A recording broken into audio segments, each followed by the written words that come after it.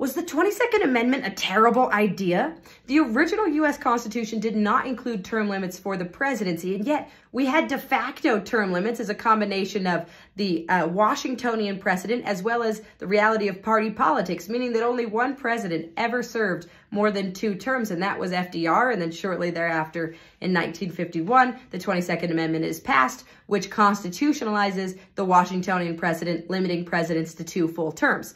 Okay, so what's the argument against term limits? Why didn't we have it from the beginning? Well, Hamilton explains this in Federalist 71 and 72. He says, look, you need energy in the executive, and I've explained that in previous videos. So one of the ways you can guarantee this energy is through duration in office, and you get that from longer terms, 4 years per term for a president, which is actually pretty long for the era. And then second, the possibility for consistent re-election. This is absolutely essential for Hamilton because you want to connect the interests of the man with the long-term health of the country. Basically, you want him to know that if he's doing a really good job and helping the country long-term, that he gets to keep all the cool parts about being president, the honor and the power and et cetera, et cetera.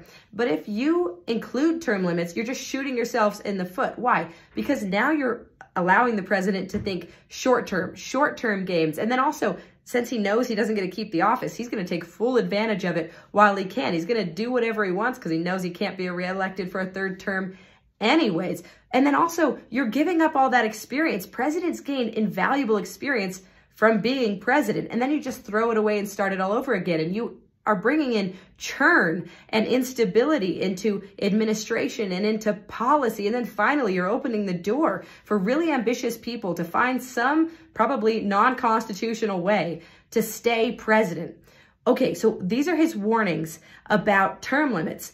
And yet we didn't really have to worry about it because we had de facto term limits. Washington serves 2 terms. He could have served a 3rd, but he walks away. This is one of the reasons you should love him. He just keeps walking away from power. So he walks away. And then those who follow him are like, oh, well, who wants to outdo Washington? That's a bad look.